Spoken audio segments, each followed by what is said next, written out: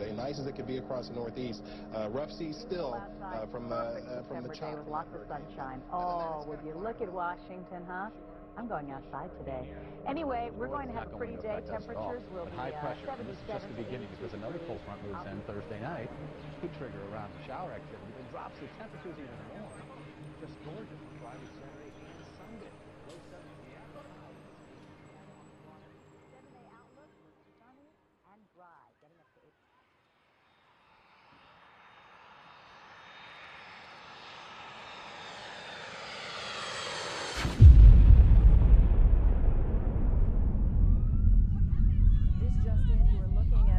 Obviously a very disturbing live shot there. That is the World Trade Center, and we have unconfirmed reports this morning that a plane has crashed into one of the towers of the World Trade Center. There is more and more fire and smoke enveloping the very top of the building, and as fire crews are descending on this area, New York City, and it appears to have crashed into, I don't know which tower it is, but it hit directly in the middle of one of the World Trade Center towers.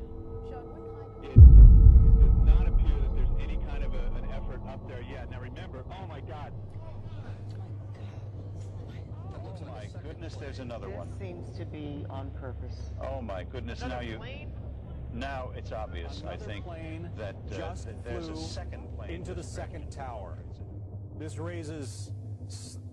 has to be deliberate, folks. Well, that would begin to say that, yeah. We just saw on live television as a second plane.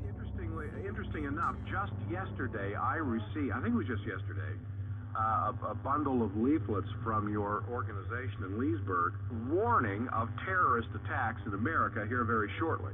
Yeah. And here we have, the morning that you're on my program, what's happening in New York at the World Trade Center. Obviously, this is not exactly an accident. No, sir, I don't believe it is. I mean, it's not a coincidence. It's obviously that there has to be intention in this thing. Now, first of all, the first suspicion that's going to be on this is Osama bin Laden. That name is going to come up prominently, whether as suspicion or just suspicion. Certainly. We have a global process, but the financial system's coming down. That's always a dangerous thing, because when the entire system is being shaken up the way it is now by the financial collapse, political things happen because various people try to intervene and orchestrate events by spectacular interventions, which will change, shall we say, get public attention off one thing and put it on another. What? A plane? A plane has flown into the Pentagon. They've had an explosion at the Pentagon now. It is confirmed now on several news sources that the Pentagon is experiencing explosions right now. This is, This is a very systematic operation. If they're snatching planes, if all three of these planes, the two left, the Ark and this thing on the Pentagon, and to get that kind of thing, to snatch planes like that, this means that there's been some kind of either incompetence or a fix on the whole security operation. Because you can't get this kind of thing without a real goof on the security side. So somebody in charge of security was not really very effectively in charge. You can't go around snatching planes in a coordinated fashion. Like this, you can't do it. Somebody has to be. You don't know. We're going through a period in which either we do the kinds of things I indicated in summary to you today, or else what you're going to have is not a government. You're going to have something like a Nazi regime. What you're going to get with a frustrated Bush administration, if it's determined to prevent itself from being opposed, its will, you're going to get crisis management, where members of the special warfare types of the secret government, the secret police teams and so forth, will set off provocations which will be used to bring about dictatorial powers into motion in the name of crisis management. You will have small wars set off in various parts of the world, which the Bush administration will respond to with crisis management methods of provocation. That's what you'll get. And that's what the problem is. And you have to face that.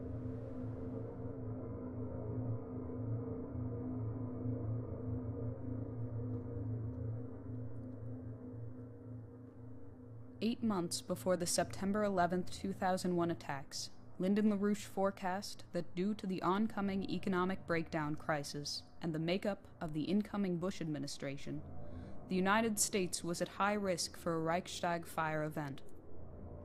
An event that would allow those in power to manage through dictatorial means an economic and social crisis that they were otherwise incompetent to handle.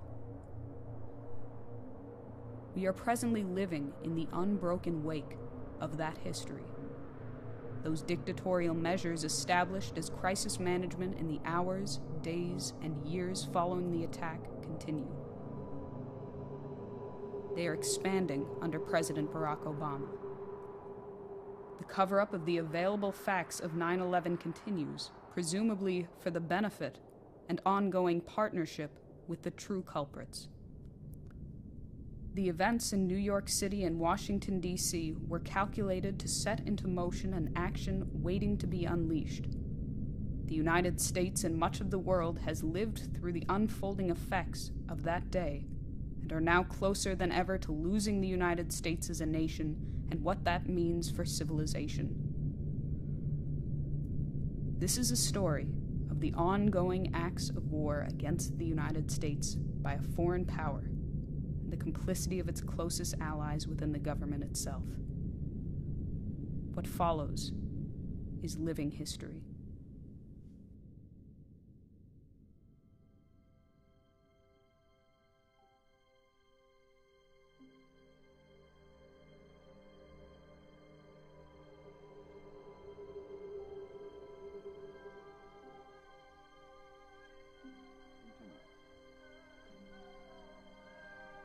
It was 1979 in the capital city of Kabul, Afghanistan. The sitting government was faltering to stave off attacks launched by a grouping of increasingly better-equipped rebel fighters, the Mujahideen.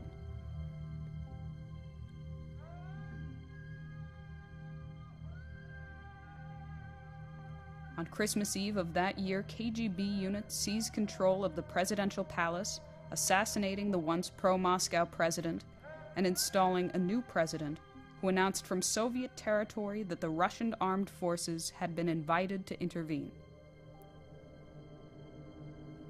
On December 26, the invitation turned into a full-scale invasion.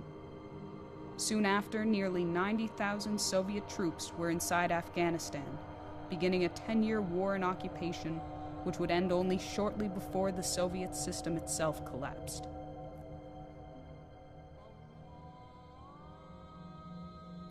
During that period, an immense asymmetric warfare capability would be built up in the region. The United States, Great Britain, Saudi Arabia, Israel, and others would each contribute billions to the effort over the course of that 10 years.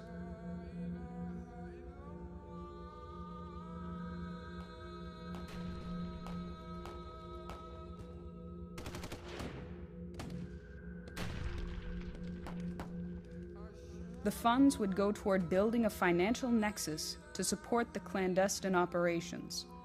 Banks like the BCCI were established to serve all irregular warfare functions, from covert funding of the Mujahideen, the Taliban, and Al-Qaeda, to facilitating the massive British and American arms flows into the region, even to aiding the Pakistani nuclear weapons program.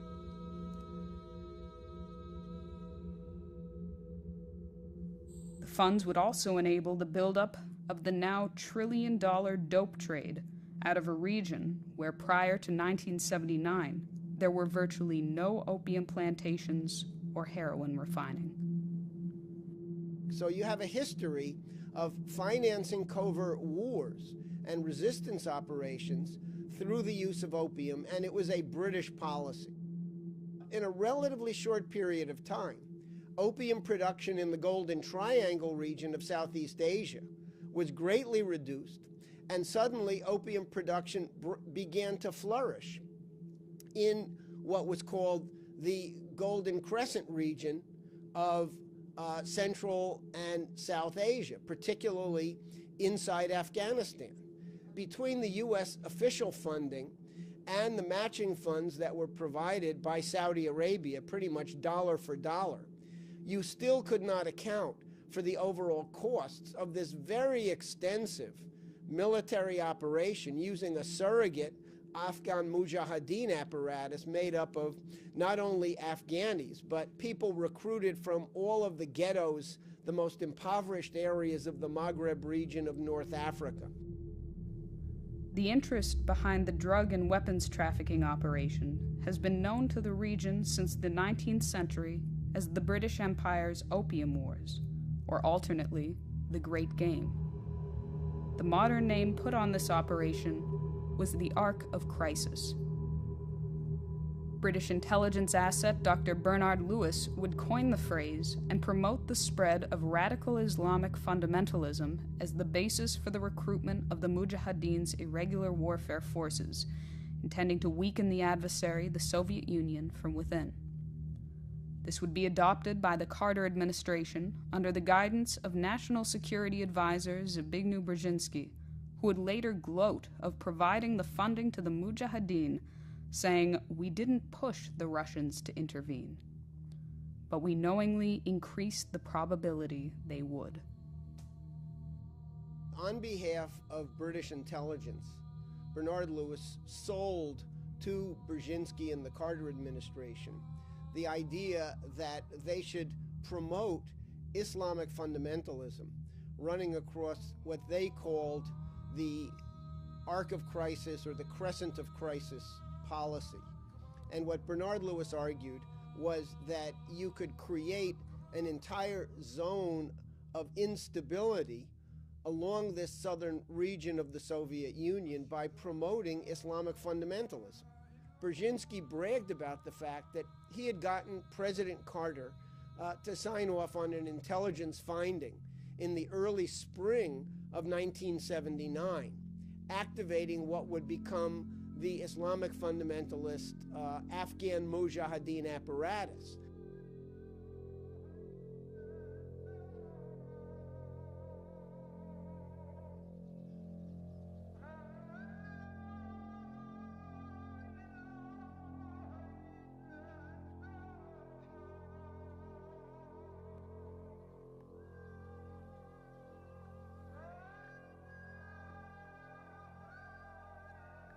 It was from this Anglo-American and Saudi-sponsored irregular warfare apparatus that Osama bin Laden was recruited as the trusted intermediary between the Afghan warlords and Saudi intelligence, serving the same function for the British and American interests in the region.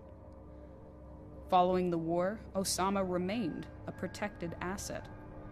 In exchange, he would be given safe haven in London, where he maintained a fabulous private residence in the wealthy suburb of Wembley until the year 2000. The Saudis have renounced any formal ties with bin Laden. However, despite official denials, bin Laden would meet regularly with Saudi intelligence minister Turki bin Faisal and the CIA throughout the 1980s, and from available information, he would be protected by Saudi GID in cooperation with Pakistani ISI even throughout his house arrest in Abbottabad. Bin Faisal's chief of staff, Ahmed Badib, would later say of bin Laden that he developed strong relations with the Saudi intelligence and with our embassy in Pakistan.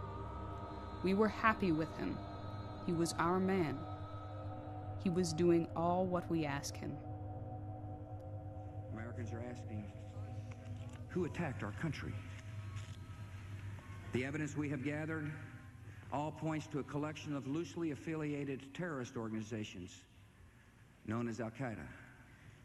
This group and its leader, a person named Osama bin Laden, are linked to many other organizations in different countries, including the Egyptian Islamic Jihad.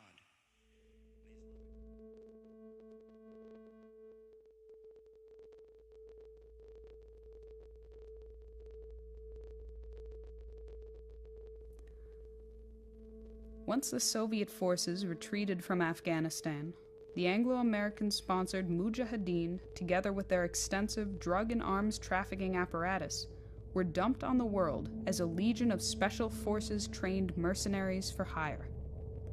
A nearly $1 trillion drug and arms trade that was built up over the course of the war had created an underground economy engulfing much of the former Soviet Union and Central Asia.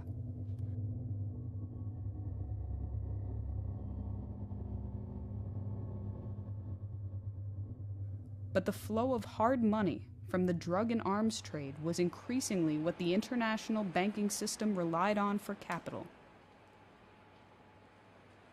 By the mid-1990s, it was known and accepted that the biggest banks on Wall Street and in London were laundering billions of dollars of illegal drug money every year simply as a matter of policy.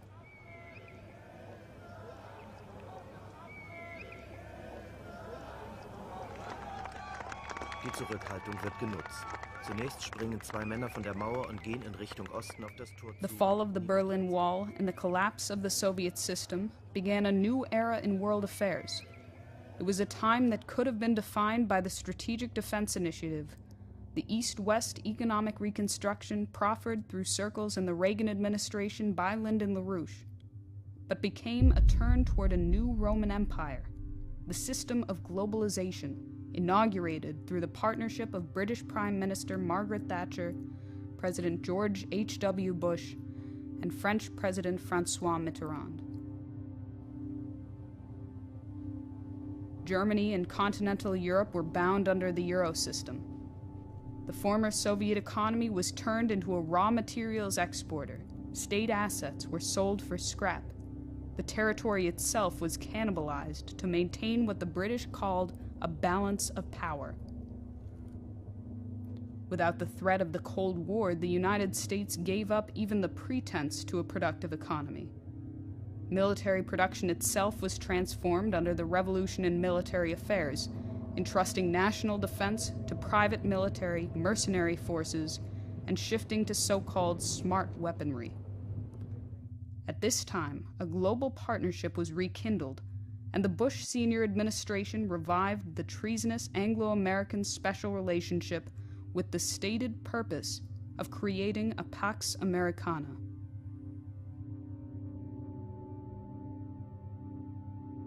That doomed system of globalization depended on the stepwise ratcheting down of production, moving high-paying, high-skill U.S. jobs overseas, decreasing standards of living, while increasing nominal values in the financial sector.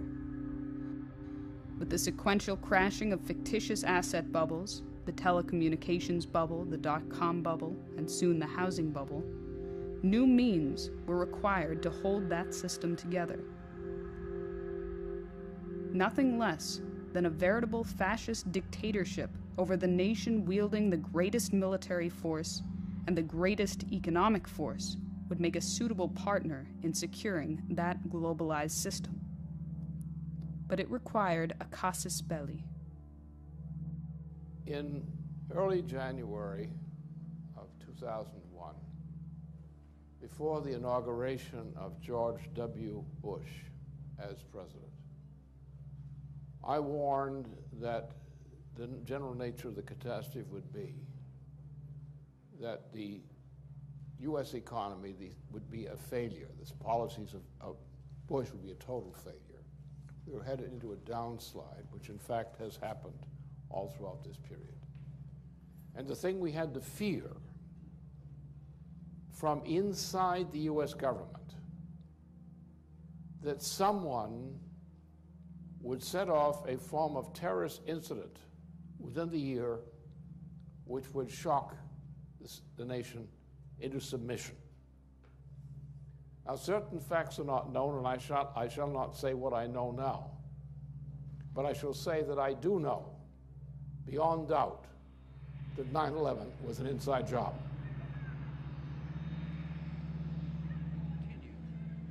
But whose end we will not see. It is the story of a new world that became a friend and liberator of the old. As a second plane flew into the South Tower, President Bush was informed at Booker Elementary School that the United States was under attack.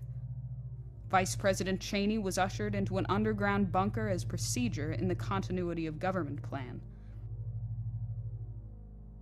In the first meeting of the Bush cabinet in the hours that followed, Defense Secretary Donald Rumsfeld and Deputy Secretary of Defense Paul Wolfowitz would encourage Bush not to limit the response to the attacks, but to think more broadly of an invasion of Iraq, Afghanistan, Sudan, Libya, and Iran.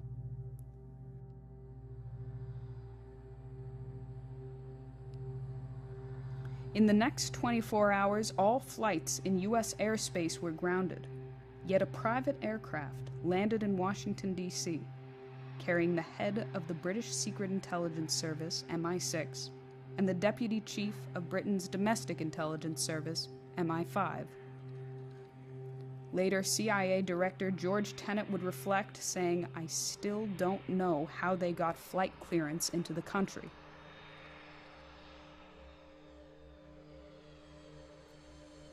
By the end of the week, another private flight would leave the country, this one carrying approximately 140 Saudi Arabian citizens, including 24 members of the bin Laden family, before the FBI could question any of them. The search is underway for those who are behind these evil acts. I've directed the full resources of our intelligence and law enforcement communities to find those responsible and to bring them to justice. We will make no distinction between the terrorists who committed these acts and those who harbor them. I appreciate so very much the members of Congress. Within days, the evidence mounted that the attacks on Washington and New York were being used to usher in fundamental changes to the United States Constitution. The presidential decree giving the CIA the authority to assassinate high-value targets in Al-Qaeda and the authority to set up secret detention and interrogation sites was put into place. The Congress signed into law the authorization for the use of military force, overriding the War Powers Resolution, and giving the President the far-reaching authority to use any means he deemed necessary and proper in the interests of national security. Within the immediate days, really hours, after the 9/11 attacks on New York and Washington, there were emergency meetings of the administration in which the decision was made to go to war on the basis of the 9/11 attacks. And right from the very outset, there were people in the administration who wanted to focus their attention on Iraq rather than even Afghanistan. And there was an attempt to get Congress, in the panic of the moment, to give broad war-making powers to the Bush administration. As this was happening, the financial markets in New York reopened, but only after the Federal Reserve had pumped $57 billion into the system over the course of the week. At that time, Lyndon LaRouche warned, "Do not use terrorism for a financial bailout."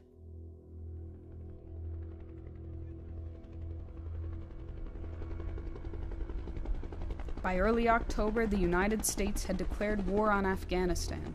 U.S. and United Kingdom Special Armed Forces and airstrike forces were deployed with NATO and fully engaged in irregular warfare against what the British, the United States, and Saudi Arabia had fostered into existence so recently.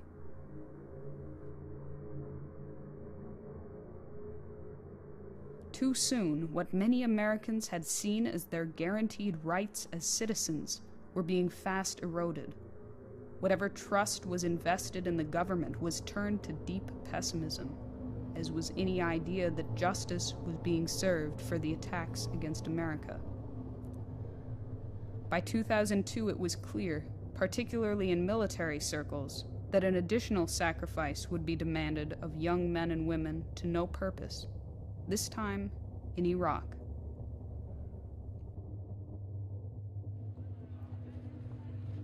Foreign sympathy for the attacks on the United States waned just as quickly. U.S. foreign policy turned far away from the doctrine that we do not go abroad in search of monsters to destroy, and toward what can only be called British-modeled neo-imperialism. We are all internationalists now, whether we like it or not. We cannot refuse to participate in global markets if we want to prosper. We cannot ignore new political ideas in other countries if we want to innovate. We cannot turn our backs on conflicts and the violation of human rights within other countries if we want still to be secure.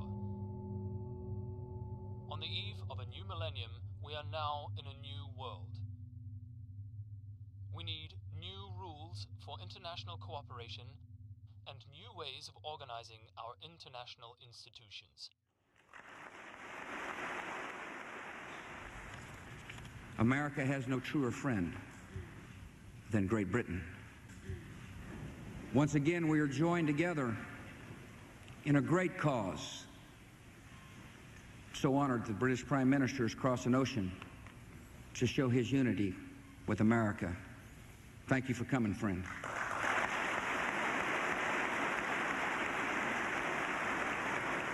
There was a British geostrategic objective here, which had everything to do with drawing the United States into a war in which the U.S. would be seen as the new great imperial power and as the enemy of the entire Arab and Islamic world. There's all kinds of speculation that George W. Bush wanted to avenge the fact that Saddam Hussein had an assassination plot out against his father. There were all kinds of arguments that this was really just all about oil geopolitics and the West, the Anglo-Americans, wanting to gain control over the oil flows coming out of Iraq. But the reality is a lot deeper and a lot darker than that. And if you don't understand the fundamental hatred of the United States in the minds of leading circles within the British oligarchy, going all the way back to the time of the American Revolution, then you miss some of the most fundamental aspects of why the United States was dragged by its nose into this Iraq fiasco. As early as March 2002, there had already been an agreement between members of the Bush administration and Prime Minister Tony Blair that the next target for the global war on terrorism would be regime change in Iraq. By July, the Downing Street Memorandum made clear that the intelligence and the facts were being fixed around the policy. The lies from Vice President Dick Cheney and Tony Blair were obscene and continued up until the March 19th invasion.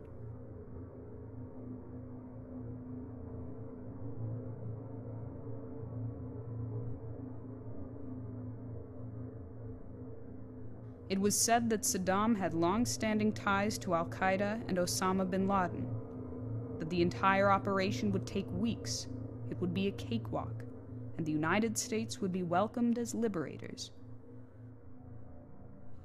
And finally, that Saddam Hussein had stockpiles of weapons of mass destruction and a nuclear weapons program. Claims based on the intelligence that the government of Niger had sold 500 tons of yellow cake uranium to Iraq. The documents backing the claim were blatant forgeries, and the existence of weapons of mass destruction never was or ever could be verified. And what is that charge? Well, first of all, as you know, that Cheney, on receipt of a report of a process out of the Rome embassy of the Niger government, was investigating a charge that Yellow Cake was being solicited for assistance in a uranium weapons program in Iraq. And Cheney had an investigation of this done and found out shortly that in February of 2002 that the whole thing was a hoax cooked up by some fellow inside the Rome embassy in particular. But nonetheless, the Yellow Cake thing was pushed, and on the same day, the office of the British Prime Minister, Tony Blair, issued a dossier based on this false information. Subsequently, Mr. Cheney, in times when the question of the Iraq War was being heavily debated, pushed this Yellow Cake story consciously, knowing that he had received information that it was a hoax. And was used, particularly at a time that the Congress was very reluctant to give its acquiescence to the Iraq War. And the Yellow Cake story, the charge that Iraq was about to have mass production of nuclear weapons, pushed a number of senators over the edge. And now we have Congressman Waxman, in the past year, has been sent out 2 memos.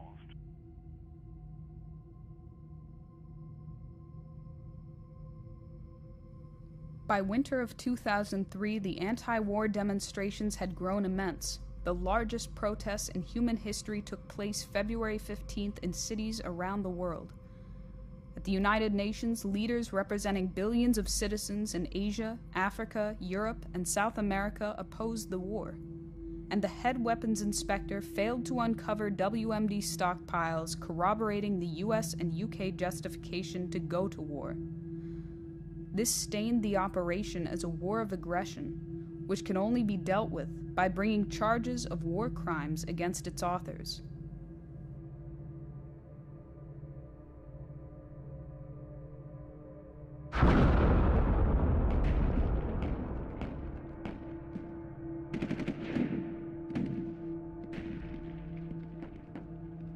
So we've come to a point that the war is still not prevented.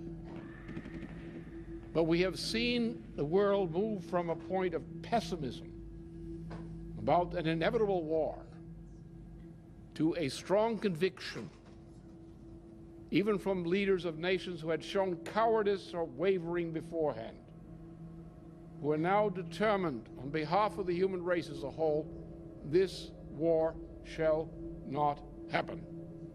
Great injustices prevail. Unnecessary great wars happen repeatedly. But nonetheless, sooner or later, again and again, the people realize they cannot be fooled all of the time. The invasion of Iraq took place at virtually the same time the war itself was being exposed as a fraud. As the Iraq campaign began, Lyndon LaRouche, the most outspoken American politician at that time, was brought onto BBC radio with the understanding that he would sound the alarm. Shortly after the invasion began, there was a surge from whistleblowers in the United States and Great Britain who were bold enough to risk their careers and their lives to expose the fraud of the war. Soon after the invasion began, circles working through the British Broadcasting Corporation contacted Lyndon LaRouche and asked him to do a series of interviews in which the main subject was the Iraq War, the fraud and lies that led into it, and LaRouche's by then very public call for the impeachment of Vice President Dick Cheney. During the exact same time frame, Dr. David Kelly, a leading British defense scientist who had been one of the weapons inspectors inside Iraq prior to the invasion, went to some of his own contacts at the upper echelons of BBC and tipped them off anonymously to the fact that the dossiers that had been produced by Tony Blair and his staff at 10 Downing Street, people like Alistair Campbell and others, had been, as he put it, sexed up. He was called before the British Parliament. He was given all kinds of threats. And under these circumstances, soon afterwards, his body was found, and it was declared to have been a suicide. But all of the evidence, in fact, pointed to a sophisticated murder by British intelligence. The David Kelly case made clear the lengths the British establishment was willing to go to execute the war. The legal attacks against Lyndon LaRouche during that time up to the present day are part of the exact same operation to eradicate adversaries, quieting opposition on the grounds of protecting state secrets or defending national security. All of this was justified by the Anglo-American launching of a new kind of war, the global war on terrorism, begun ostensibly to prosecute those who attacked the United States on September 11, 2001. Yet in the course of that war, in Afghanistan, in Iraq, in the extension of wartime operations to neighboring countries, the illegal detentions, torture, the spying, wiretapping, and presidential signing statements, there was always one glaring omission. Not because the evidence didn't exist, but because fear overshadowed the truth of what was the most unambiguous trail of logistical support for the acts of war carried out against the United States on September 11th.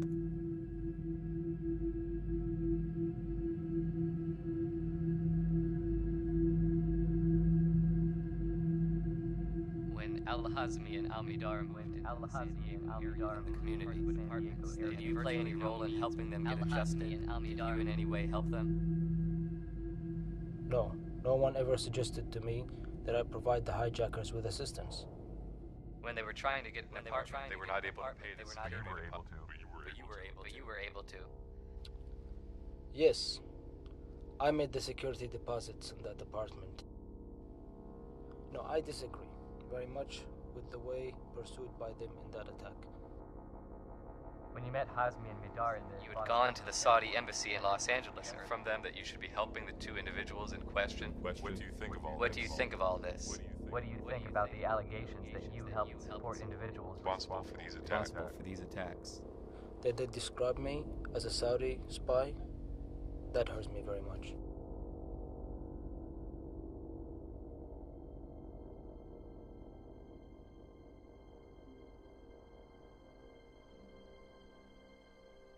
When the initial Congressional Joint Committee to investigate the events of 9/11 was convened, certain facts stood out, including a memo in mid-2002 from the CIA stating that there is incontrovertible evidence that there is support for these terrorists within the Saudi government.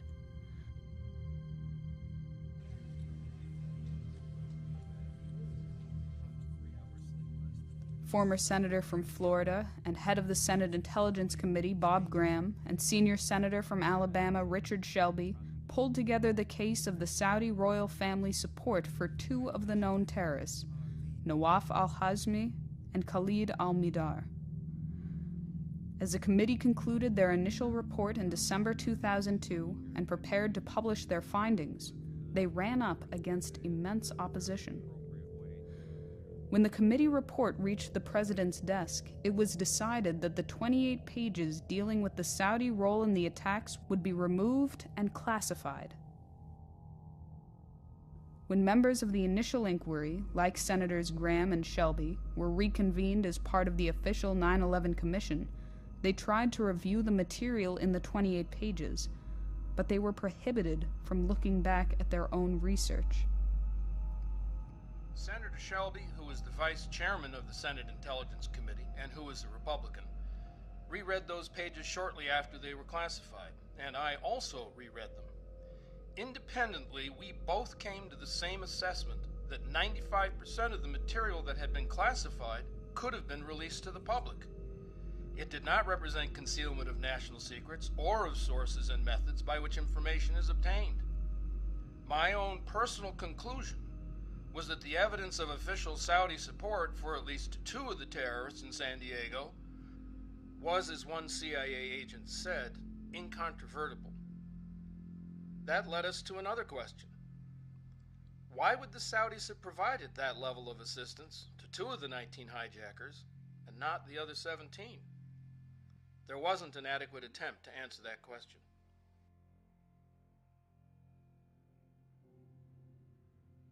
What came to light in the course of the investigation demonstrated decisively that the Saudi royal family and Saudi ambassador to the United States, Prince Bandar bin Sultan, were directly involved in the financing of at least two of the 9/11 hijackers through established Saudi intelligence assets on the West Coast, Omar al-Bayoumi and Osama Basnan.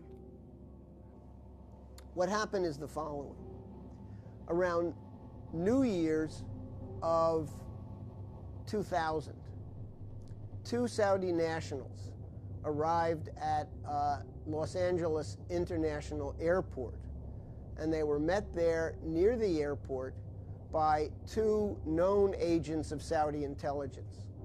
One of the agents was named Osama Basnan, and the other was Omar al-Bayoumi. Both of these people were on the Saudi government payroll. So Basnan and al-Bayoumi picked up the two future 9/11 terrorists, brought them down to San Diego, arranged for them to get housing, provided funding for them as they settled in to Southern California, got them Social Security ID cards, and ultimately paid for the two men to travel to Florida to enroll in flight training school, which would be part of the cover for the 9/11 operation. Now, where did the money come from that Basnan and al-Bayoumi used to finance the setting in place of at least two of the 9/11 hijackers? Now, if you tell me that building this whole country and spending 350 billion out of 400 billion, that we had misused or got corrupted with 50 billion, I'll tell you yes, but I'll take that any time. I mean, I see every time all the scandals here or in England or in Europe. What I'm trying to tell you is, so what? We did not invent corruption. Over the course of 4 years, between $51,000 and $73,000 in checks and cashier's checks would be delivered from Prince Bandar and his wife, Princess Haifa bin Faisal, the daughter of then Saudi intelligence minister Turki bin Faisal, to Bayoumi and Basnan, then living in the San Diego area. The money deposited into Bayoumi's San Diego account was sent from the wife of Osama Basnan, Majeda Dwight, to al-Bayoumi's wife, Manal Bajadar. However, the initial transfer to Basnan's wife, made by Princess Haifa bin Faisal, originated from the bank account of Saudi ambassador Prince Bandar bin Sultan at Riggs National Bank in Washington, D.C.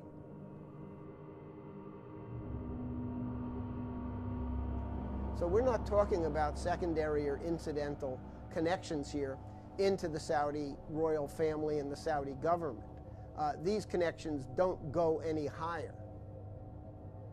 The world has been living under a system which is the 9/11 system, which already existed, as I warned, at the beginning of 2001, before President George W. Bush was inaugurated for the first time, where I said, the world system has reached a point that an onrushing collapse of the system is now in process. And I said then the danger is that something like this will occur under present trends in the United States, and it did occur. And it was called 9/11.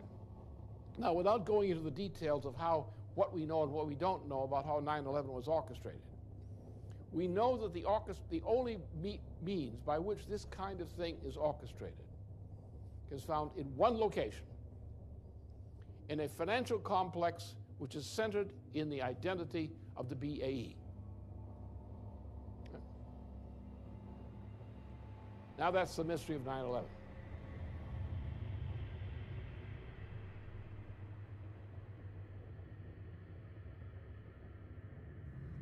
On June 6, 2007, the BBC reported on a major scandal involving British arms giant BAE Systems and Saudi ambassador Prince Bandar. Over the course of 22 years, Prince Bandar had received more than $2 billion in bribes and kickbacks deposited into his bank account at Riggs National Bank in Washington, D.C., for his role in brokering the Saudi-British oil for arms deal Al Yamama, or in Arabic, the Dove. Great Britain's Serious Fraud Office had been conducting a probe of the multi-billion-dollar deal for more than a decade. In December 2006, that investigation was shut down by Tony Blair's Attorney General David Goldsmith, just as the case was heating up, and the United States was opening a Justice Department probe into the same affair. The Serious Fraud Office investigation was shut down on the grounds that it was against the interests of national security to pursue the case, and that it would hurt both an important economic and geostrategic relationship with the Saudi kingdom.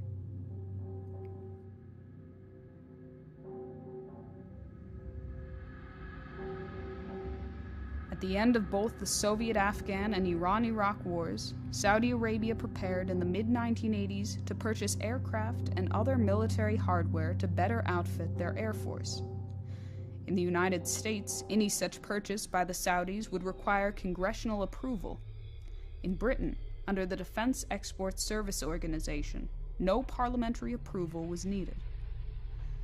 In 1985, Prince Bandar bin Sultan, diplomat to Great Britain, brokered the purchase of 48 Tornado IDS combat fighters and 30 Hawk trainers through British Prime Minister Margaret Thatcher.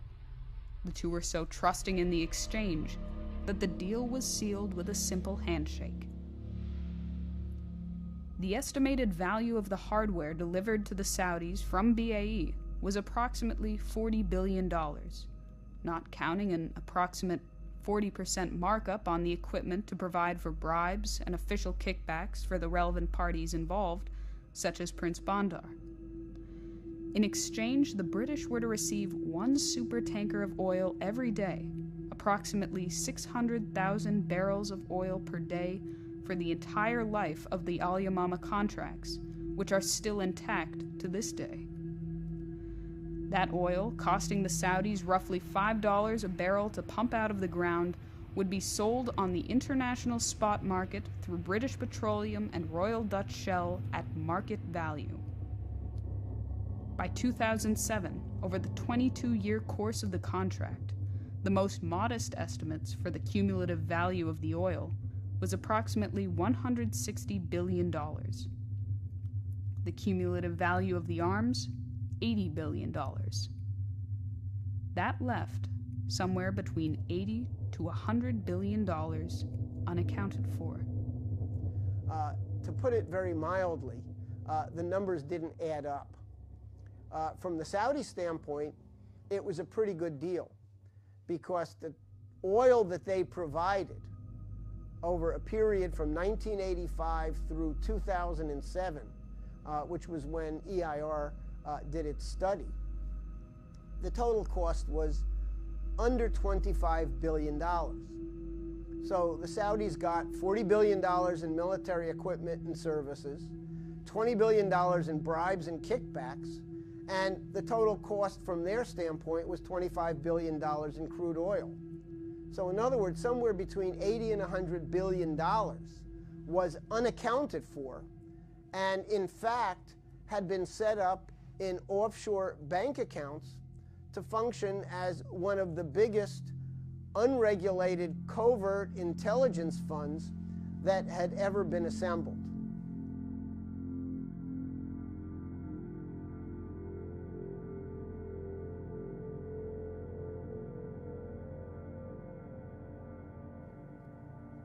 The $100 billion price tag on the BAE Al Yamama slush fund is the most modest estimate. Some have recently suggested the actual value of the fund is an order of magnitude larger. But beyond estimates or speculations, the fund served a specific purpose. A friend of Prince Bandar's from his time in the Royal Air Force College Cranwell in England, William Simpson, wrote in his authorized biography of the prince that although Al Yamama constitutes a highly unconventional way of doing business, its lucrative spin-offs are the byproduct of a wholly political objective, a Saudi political objective, and a British political objective. Al Yamama is first and foremost a political contract. Al Yamama money can be found in the clandestine purchase of Russian ordnance used in the expulsion of Gaddafi's troops from Chad. It can also be traced to arms bought from Egypt and other countries and sent to the Mujahideen in Afghanistan fighting the Soviet occupying forces. For 4 years prior to the 9/11 attacks, tens of thousands of dollars were funneled to the intelligence assets responsible for the 2 9/11 hijackers on the West Coast. The money to sponsor both the hijackers and their handlers originated from the same Riggs national bank account where billions of dollars in kickbacks were being delivered to U.S. Ambassador to Saudi Arabia, Prince Bandar bin Sultan.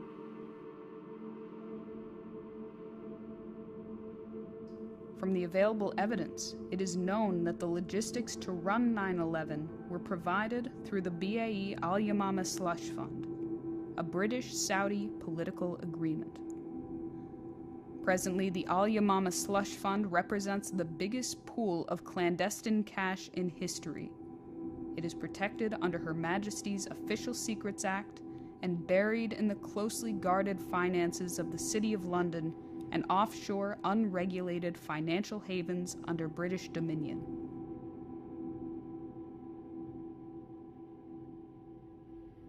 If you open up the Pandora's box, if you even begin to look at the implications of the role of Prince Bandar in financing 2 of the 19 hijackers, then the unavoidable question that must come out is the entire Al Yamama operation, which was from its outset a combined British-Saudi capability that represents hundreds of billions of dollars in covert funds to carry out all kinds of asymmetric warfare operations around the globe. And to the extent that that fund still remains intact to this moment, there are grave dangers and grave implications that have yet to be fully explored because no government agency has fully taken up the investigation.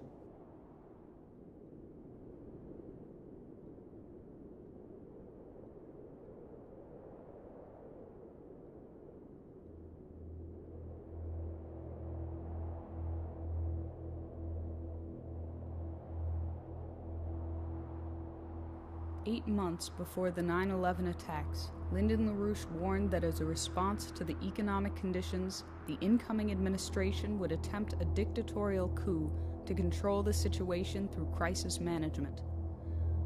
To this day, the United States president has continued this legacy of the post-9/11 presidency, governing through crisis management and executive decrees, seizing on the broad powers assumed in a time of emergency. 2 foreign governments have been implicated in an act of war against the United States, and 2 administrations have been complicit in covering that up.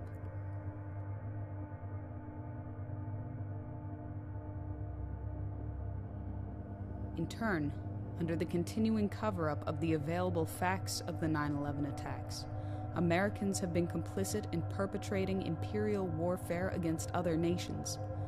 Tens of trillions of dollars have been taken out of the nation's coffers for a global bailout, and the geopolitical and financial ties with those who abetted in that act of war against the United States have only strengthened.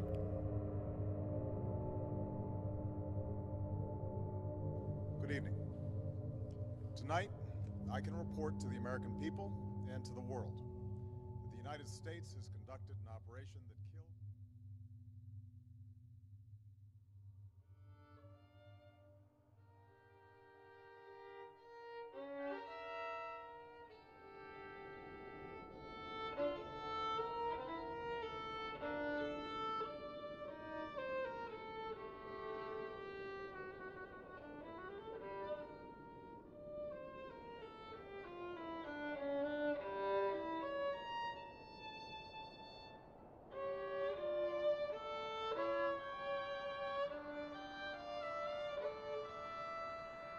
It has been 10 years since the attacks were made.